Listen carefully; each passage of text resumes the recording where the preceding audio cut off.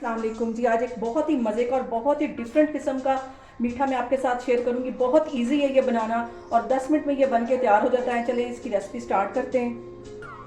इसके लिए मैंने एक प्याली की जितनी खजूरें ले ली हैं और इसमें से बीज निकाल कर इनको ऐसे दरमियान में से दो दो हिस्से कर लिया है और इसको तकरीबन 3 से 4 टेबल स्पून पानी के डाल के तो मैं 10 मिनट के लिए भिगो के रख दूँगी।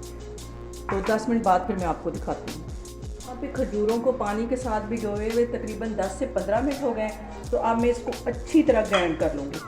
इसको पानी समेत ही इसके अंदर डाल लेना है और इसका अच्छा सा एक स्मूथ सा पेस्ट बना लेना है।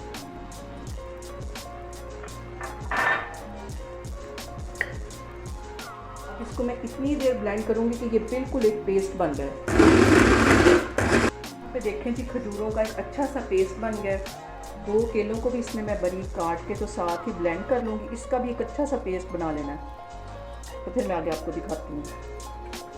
यहाँ पे देखें जी केलों को भी खजूरों के साथ मैंने अच्छी तरह ब्लेंड कर लिया है और ये बिल्कुल एक स्मूथ सा पेस्ट बन गया है। यहाँ पे देखें जी केलों को भी मैंने खजूरों के साथ अच्छी तरह एक स्मूथ सा इसका पेस्ट बना लिया है। यहाँ पे मैं एक पैन ले लूँगी और उसके अंदर ये सारा खजूरों का और केलों का ये पेस्ट इसमें डाल दूँगी।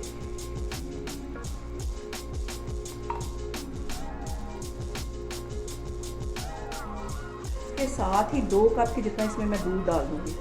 इसको अच्छी तरह मिक्स कर लेना है और आग मैंने बिल्कुल नीचे हल्की रखी हुई है।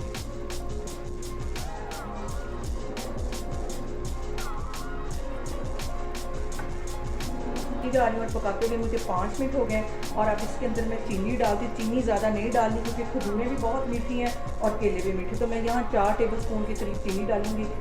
आप अपने टेस्ट के मुताबिक कम या ज़्यादा कर सकते हैं। यहाँ पे मैंने 1 टेबल स्पून के करीब कॉर्नफ्लावर ले लिया था और थोड़ा सा मैंने दूध बचा लिया था। इसके साथ में इसको अच्छी मिक्स करके तो अब इसके अंदर डालती हूँ।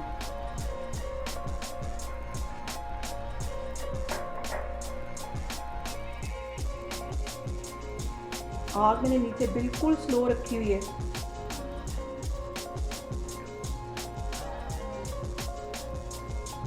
और अब मैं इसके गाढ़ा होने का इंतज़ार करती हूँ।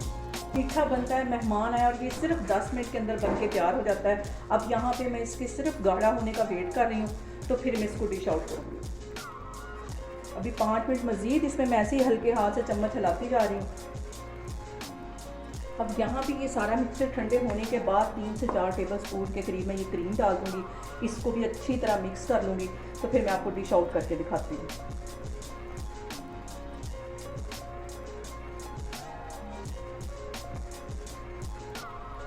अब मैं आपको डिश आउट करके दिखाती हूँ।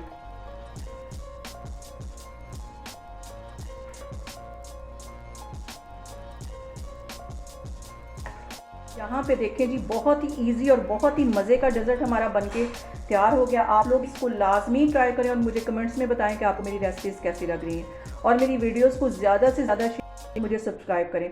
इंशाल्लाह ताला मैं एक और वीडियो के साथ आपके सामने आऊँगी। अल्लाह हाफिज़।